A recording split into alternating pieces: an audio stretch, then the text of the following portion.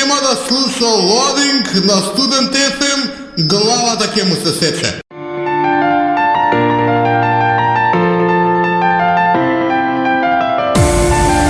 Здраво, здраво, драги слушатели, добродојдете во уште едно ново издание на емисијата Loading на Student FM. Јас сум вашиот водител Кирил Ромулан Трајков, каде што сега ќе имаме да ви подготвиме, тоест имаме веќе подготвено неколку интересни информации за вас, драги слушатели, од кои 5 ни се поврзани со геймингот, а една ни е поврзана со IT светот.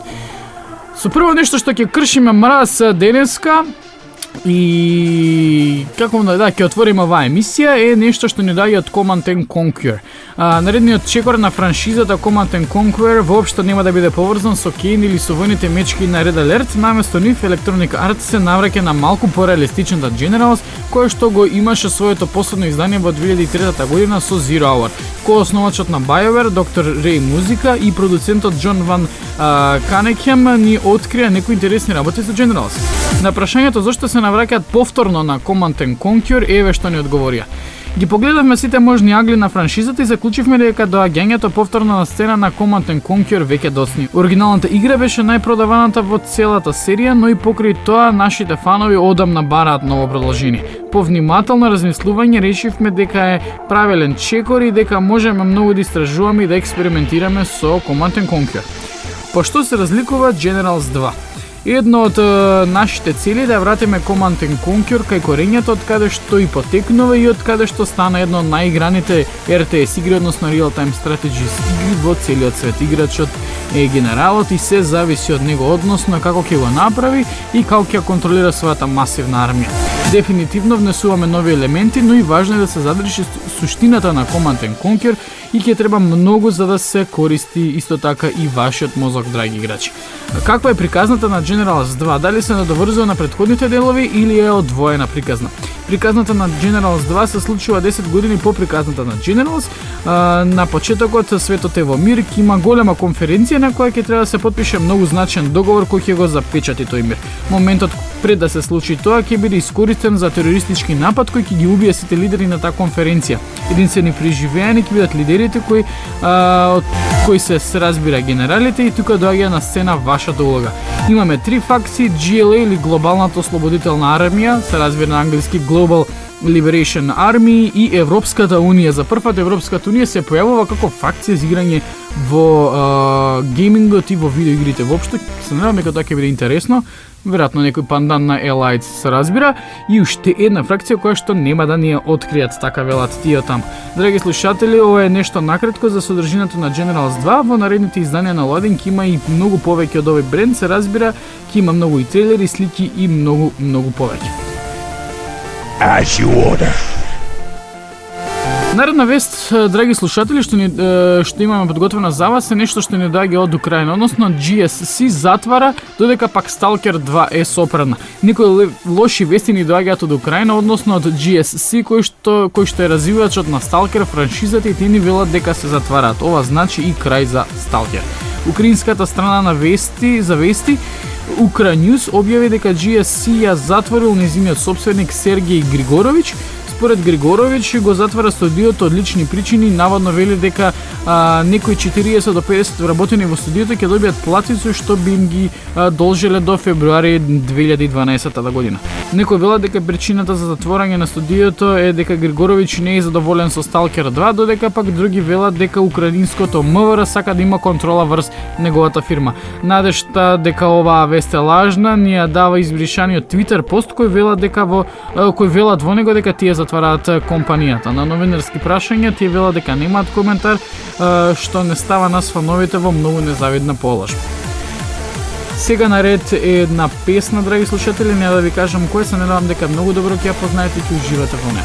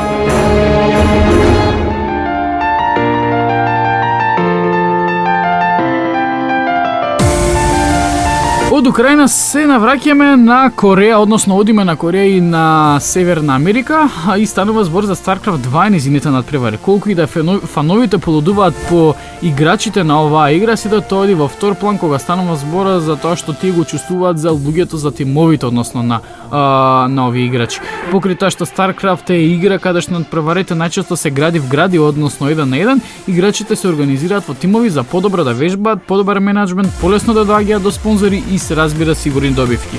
Како и да е, сето ова е тргнато на страна и постои еден вид на пријателско ривалство на група на луѓе кои што сакаат тотално да доминираат на секој надпревар во кој што ќе учествуваат. Секој играч покрај тоа што се бори за неговата репутација и задоволство на неговите фанови, туку и се бори тој исто така и за неговиот тим и за целата негова организација. Тимските лиги се местата каде што легендите се раѓаат како ММА и Донгрегу, но исто така и место каде што аутсайдерите како Алисија се докажуваат и кажуваат дека вредат нешто повеќе. Затоа ние од Студент FM сме многу возбудени што ќе ви кажеме дека Team Arena Challenge, односно двојната елиминација, која е помеѓу 8 најдобри тима од Кореја и Северна Америка и се разбира и Европа, конечно е направена и еве нешто од неа како таа би изгледала. Значи 8 тима кои што ќе се надпреваруваат се Slayers од Кореја, го имаме партнерството помеѓу MVP од Јужна Кореја и Complexity од Северна Америка. Тука и партнерството помеѓу Incredible Miracle од Јужна Кореја и Quantic од Северна Америка, Dignitas од Велика Британија, Mouse од Германија, Re-ING од Северна Америка и Team Liquid се разбира од Европа. Мене ако ме прашате лично, навивам за Slayers од Кореја, бидејќи дефинитивно си имаат покажано добро на сцената на StarCraft 2, но да не ги забраваме и Team Liquid и останатите тимови кои што стварно знаат да изненадат.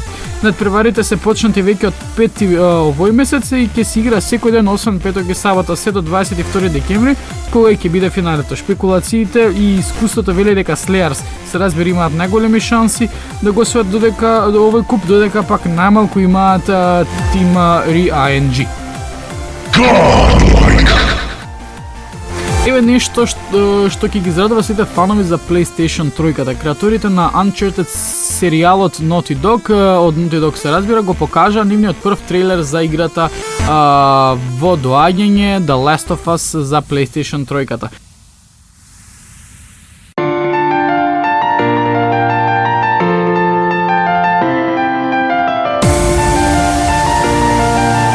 Новата игра на Naughty Dog е во модерно време хорор за преживување поставена во постапокалиптичниот свет. The Last of Us е игра која дефинира жанр кој ги спојува елементите на преживување и акција, се со цел да каже приказна за модерната чума која го десеткува човештвото. Природата конечно го возвраќа ударот и ги тера преживеаните да убиваат за храна, оружје и за се што може да најдат. Джоел, безмилосен преживувач, професионалец и храбра тинеџерка, која е препаметна за нејзините години, мора да работат заедно за да го преживеат патувањето преку тоа што останало од сад. Дали сте подготвени за уште една зомби авантура? Дефинитивно тоа е реченицата за крајот на овој прилог. Одиме со уште една прекрасна номера, драги слушатели, и таа нема да ви откриам кој се, надевам дека ќе уживате во наредните минути.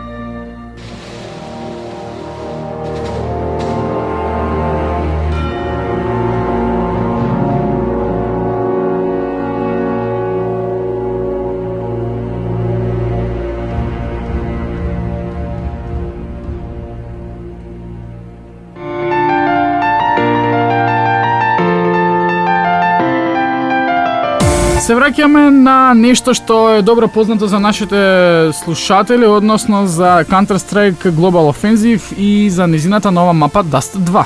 Valve направи одлична работа со Counter-Strike Global Offensive, бидејќи играта го задржа својот сјај од претходникот Counter-Strike 1.6. Бидејќи не можеме да најдеме надпреварен интернет од играње на оваа мапа, ние решивме да направиме наше тестирање со ботови. Додека мислите дека ботовите не победуваа во сите можни парти, вистината е дека играта е малку различна и ние додека игравме се обидевме да ги доловиме сите интересни моменти на мапата од овој FPS на Valve. Интересно е што графиката е одлична, но во моментот кога ќе почнете да пукате по непријателските модели, веднаш ќе забележите дека многу крв е присутно на мапата.